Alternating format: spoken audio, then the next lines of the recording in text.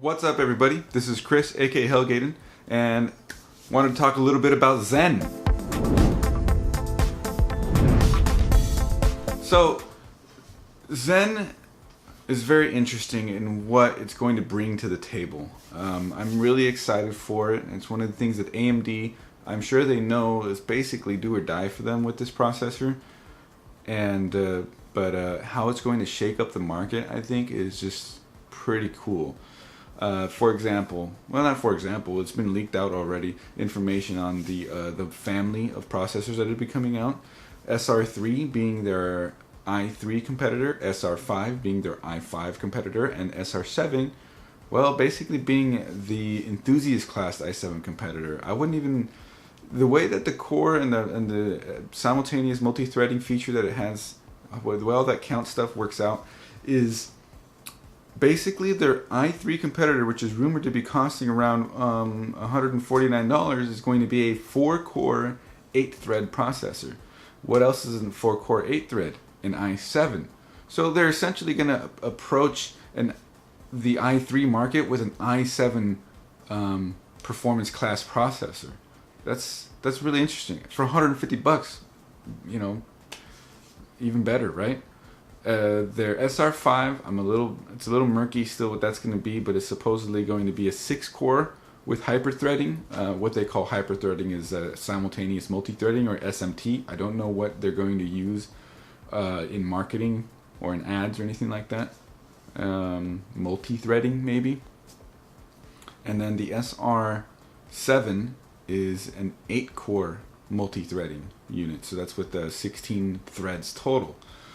Well, the 8-core units, essentially their SR5, as a matter of fact, competes with like the 5820 or the 58 series. It's basically the next core, the next one up from the i7s, then the 6700s or the 7700 or the 50, you know, that level of the i7.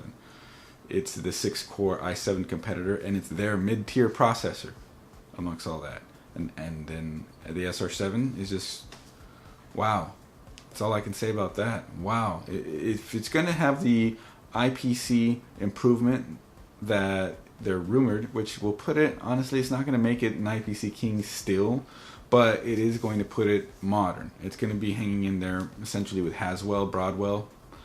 That's not quite Skylake, Kaby Lake, but, you know, it's still pretty huge. Tons of gamers are still on those architectures. It's just fine. You just got to get the clock speeds where they need to be. The rumored clock speeds are going to be something like a 3 gigahertz base clock with a 3.5 gigahertz boost clock and a turbo boost.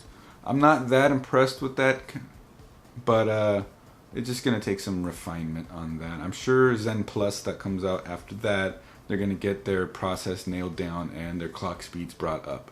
However, what I believe is going to happen is AMD is just going to sell them at the best clocks that they can get at the moment without making the process take that much longer to bring them out, and then they're just going to make sure that they have the ability to overclock. They are going to have a K-series type setup now as well, where they can unlock them and you can just clock them to the moon. Hopefully that's the case. It was the case with FX, and that would be nice if that carries over.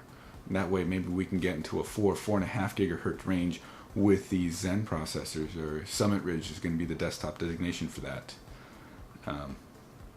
Yeah, really looking forward to that. Definitely, we're going to be finding out more December 13th at the NEXGEN event, and you can sign up for the stream. I'm going to have some more information at the links in the description. It's going to be really exciting what happens with that. And the RX 490 should be rumored to be coming out at the same event, so there's going to be a lot of news and a lot of information coming up. And yeah, it's going to be some really interesting stuff. The CPU wars are going to get turned up, and if AMD does what AMD plans on doing, they're going to turn Intel on their heads.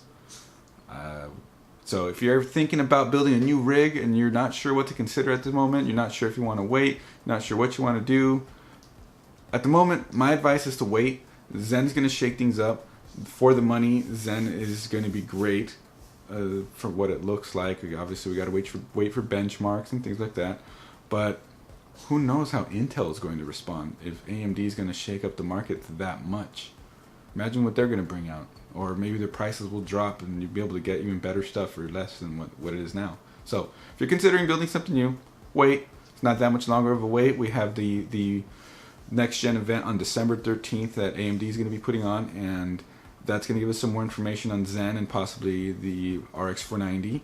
And in January at CES, we're probably going to get some more information with Kaby Lake and whatever comes from Tech, and the official, not really official, it's like leaked release dates that's going to come for Zen is January 19th, January 20th, something like that, mid to late January. So by February of next year, which is 2 months away, we're going to see where the market stands and how that's going to look, and it's going to be exciting times ahead.